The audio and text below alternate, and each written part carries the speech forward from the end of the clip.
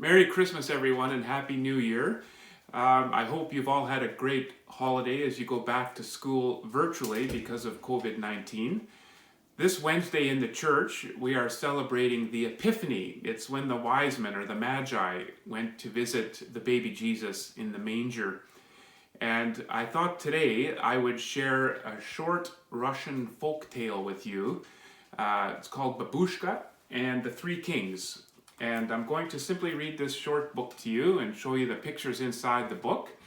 And perhaps I'll have something to say at the end, but probably not. It's a beautiful folk tale. We don't know who wrote the folk tale. It comes from the mystery of the past, and it has its own charm. So let's go and let's read this book. So Baboushka and the Three Kings. And the text was written down by Ruth Robbins, and it's illustrated by a Russian whose name I can't pronounce, Nicholas.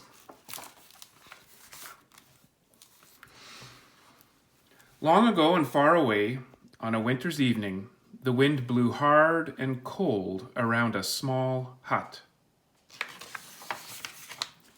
Inside the hut, Baboushka was sweeping and scrubbing and feeding wood to the stove. The old woman took pride in the clean comfort of her meager home.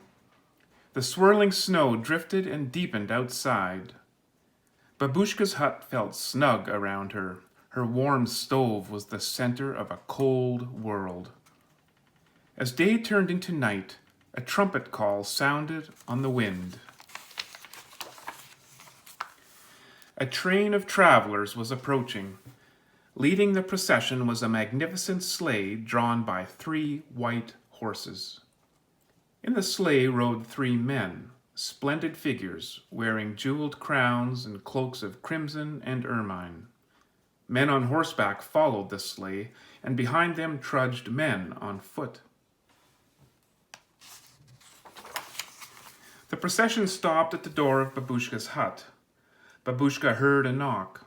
When she lifted the latch, the 3 strangers stood in the doorway.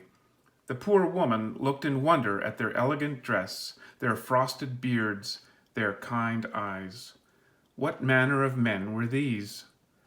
In answer to her thought, one of the 3 smiled and said, "We have been following a bright star to a place where a babe is born. Now we have lost our way in the snow. Come with us, Baboushka. Help us to find the child, to offer him gifts, and to rejoice in his birth." Baboushka shivered in the cold.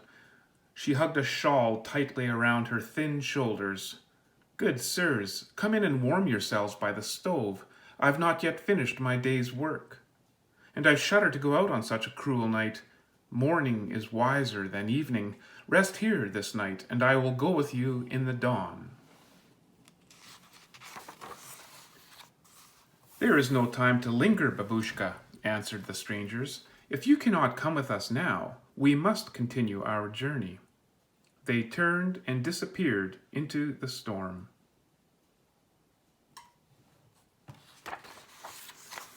Baboushka went back to her sweeping and scrubbing.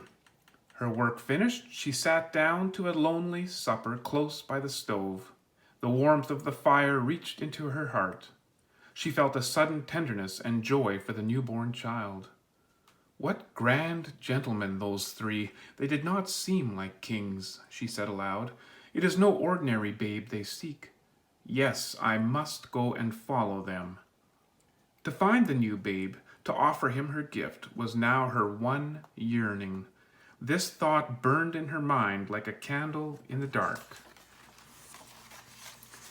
Baboushka awoke before dawn and made ready for her journey. Into her sack she carefully placed a few poor but precious gifts. As the new day began, she stepped out onto the quiet snow. The old woman hunted for the path made by the travelers, but the snow had covered their way. Stopping one person, then another, and still another, she asked, "In which direction did the 3 kings go, they who were seeking the child?"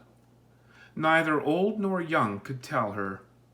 Baboushka stood watching the children at play in the new snow, the dogs yelping and dancing around her. But she must not delay. She must push her way ahead. From village to village, from door to door she went, asking, "Have you seen the child?" Always she received the same answer. No one had seen him. Never stopping, Baboushka wandered on, searching for the child, but never finding him.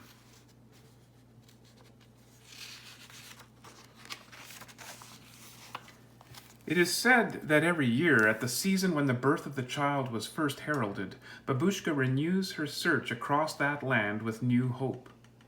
And it is said that every year, little children await the coming of Baboushka. They find joy in the poor but precious gifts that she leaves behind her in the silent night. And that's little Baboushka right there going through the city. And that's the end of the story.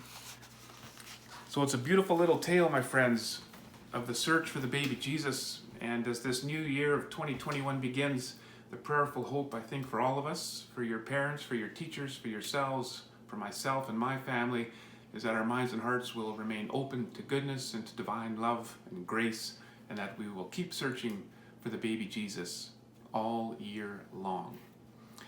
Peace to you all, my friends, and I hope you have a great week at home. Peace.